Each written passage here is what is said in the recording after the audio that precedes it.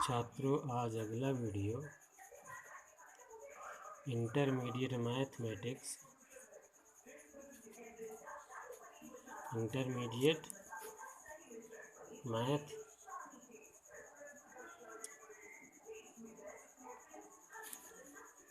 में एक चैप्टर है निर्देशांक ज्यामिति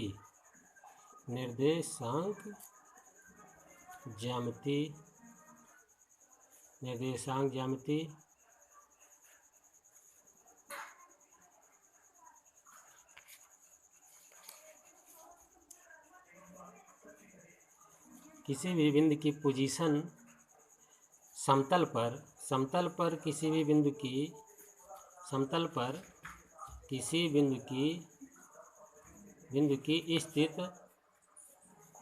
स्थित दो बिंदुओं से ज्ञात की जाती है। नंबर 1, भुज और कोटि। प्रथम पद आपका भुज होगा, दूसरा आपकी कोट होगी। तो किसी बिंदु की पोजीशन ज्ञात करने के लिए या निर्देशांक ज्ञात करने के लिए भुज और कोट की ज्ञात करना पड़ेगा। भुज क्या है? एक्स अक्ष और वाई अक्ष। समतल पर किसी बिंदु की पोजीशन ज्ञात करने के लिए एक्स अक्ष और वाई अक्ष। एक्स अक्ष पर भुज और वाई अक्ष पे कोट होती है किसी भी बिंदु की पोजीशन ज्ञात करने के लिए। तो ये दोनों सरल रेखाएं चतुर्थांक का निर्माण करती हैं और ये सीधा एक वृत्त का निर्माण करेंगी। तो किसी भी बिंदु की पोजीशन जब हम ज्ञात करेंगे, भुज आपकी जहाँ पे दोनों रेखा काटेंगे मूल बिंदु होगा और मूल बिंदु के निर्देशांक आपके 0 0 होंगे और मूल बिंदु के दाईं तरफ भुज आपकी धनात्मक, मूल बिंदु के दाईं तरफ भुज आपकी पॉजिटिव होगी और मूल बिंदु की बाईं तरफ भुज आपकी नेगेटिव होगी। इसी तरह आपकी कोटि ऊपर की तरफ पॉजिटिव और नीचे की तरफ नेगेटिव होगी। इस तरह बिंदु के धन और ऋण का निर्देशांक ज्ञात करते हैं। बात करते हैं हम एक सरल रेखा की, जो आपको समीकरण ज्ञात करना है। ये हम सीधा पिछला है जो 9th हाई स्कूल में पढ़ाया जाता है, थोड़े से रिपीट करवा रहे थे। सरल रेखा के समीकरण ज्ञात करना है। सरल रेखा, तो सरल रेखा क्या है? किसी भी क्वाड्रेंट में स्थित किसी भी दो बिंदुओं पर से जाने वाली एक सरल रेखा का आप निर्माण कर सकते हैं। दो बिंदुओं से ही एक रेखा का निर्माण हो सकता है। इस रेखा का समीकरण हमें निर्देशांक ज्यामिति के हिसाब से ज्ञात करना है और सरल रेखा के समीकरण ज्ञात करनी है।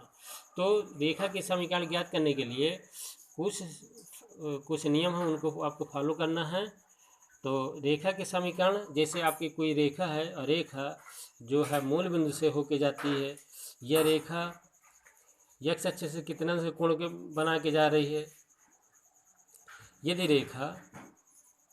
रेखा थीटा का कोण बना के जाए तो रेखा का प्रवणता का समीकरण, रेखा का प्रवणता इक्वल टू अर्थात ग्रेडियंट प्रवणता का समीकरण, रेखा का प्रवणता का समीकरण क्या है? y equal to mx plus c, y equal to mx plus c. M क्या है? यम बराबर झुकाव है। यम क्या है? झुकाव। जो रेखा x अक्ष से रेखा का झुकाव है। और यम बराबर होता है इक्वल टू tan थीटा। यम बराबर tan थीटा, जहाँ c है y अक्ष पे कटा हुआ अंतःखंड की लंबाई। y क्या है? y अक्ष पर कटा अंतःखंड की लंबाई। तो रेखा यदि जैसे आपकी ये अक्ष है, अब कोई रेखा हमारी x अक्ष से ऐसे कोई थीटा से कोण बना के जा रही है धन की दिशा से, सॉरी हम ऋण की दिशा कर दिए हैं, तो धन की दिशा से अगर थीटा कोण से कोण बना के जा रही है तो रेखा के समीकरण आप ऐसे जाएंगे, झुकाव आपका ये होगा और y अक्ष पे कटा अंतःखंड ये आपका c होगा यहाँ से। तो ये आपका समीकरण आप इस तरह ज्ञात करना है। तो y equal to mx plus c रेखा का प्रवणता का समीकरण है। दूसरा समीकरण आपका रेखा का अंतःखंड समीकरण, रेखा का अंतःखंड समीकरण। रेखा का अंतःखंड माने कि कोई सरल रेखा है और वो वो अक्षों को ऐसे काट रही है, ऐसे काट रही है। तो यक्ष अक्ष पर मूल बिंदु से यक्ष अक्ष से दूरी आपकी हम a मान लेते हैं, और मूल बिंदु से y अक्ष पर जो अंतःखंड की लंबाई है तो ये b है। तो रेखा का अंतःखंड अगर काट रही है तो रेखा का समीकरण होगा x बटा a प्लस वाई बटा b इक्वल टू 1, जहाँ पे a क्या है, यक्ष अक्ष पे कटा अंतःखंड, यक्ष अक्ष पर कटा अंतःखंड। सेम उसी तरह b इक्वल टू वाई अक्ष पर कटा अंतःखंड की लंबाई है, वाई अक्ष पे कटा अंतःखंड। अगर इस तरह के समीकरण आपको दे दे, माने कि जैसे कोई सवाल है, एक सरल रेखा है जो यक्ष अक्ष से दो इकाई मात्रा काट रही है, तो बी अक्ष पे तो 3 मात्रा की इकाई काट रही, तो आप यक्ष दो वाई इक्वल टू इस तरह के आप समीकरण बना के रख सकते हैं। जैसे एक्सरसाइज आएगी उसे करवाएंगे सवाल। तीसरा रेखा का लंब रूप समीकरण। रेखा का लंब रूप समीकरण। लंब रूप समीकरण क्या है, माना कि एक सरल रेखा है और वो अक्षों पर ऐसे काट रही है, और इस सरल रेखा पर मूल बिंदु से डाले गए लंबाई आपकी रो हम मान लेते हैं।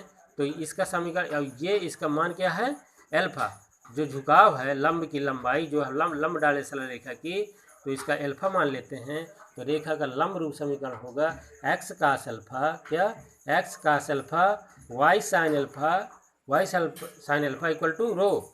इस तरह आपके रेखा के समीकरण होंगे। चलिए एक सवाल देखते हैं। माने कि एक रेखा है, एक रेखा वाई अक्ष से यक्ष अक्ष के धन की दिशा से 60 अंश का कोण बना रही है। कितने अंश का, 60 अंश का कोण बना रही है तथा वाई अक्ष पर कटा अंतःखंड की लंबाई 3 इकाई हो, 3 यूनिट हो, तो रेखा का समीकरण ज्ञात कीजिए। ऐसा सवाल अगर आ जाए तो आप ऐसा हल करेंगे। क्योंकि रेखा वाई अक्ष से 60 अंश का कोण बना रही है, तो यम बराबर हो जाएगा, यम बराबर tan थीटा। हल इसका होगा यम बराबर tan थीटा, और tan थीटा का मान 60 अंश, तो tan 60 अंश का मान √3। tan 60 अंश का मान कितना होता है, √3। सीधे अब c बराबर इक्वल टू कितना, 3 यूनिट। तो रेखा का समीकरण को होगा y equal to m x plus c से, तो y इक्वल टू है वाई एच, m का मान क्या है 3 यूनिट, √3 यक्ष, और c का मान आपका हो गया 3। तो ये समीकरण, ये आंसर हो गया, ये रेखा का समीकरण होगा।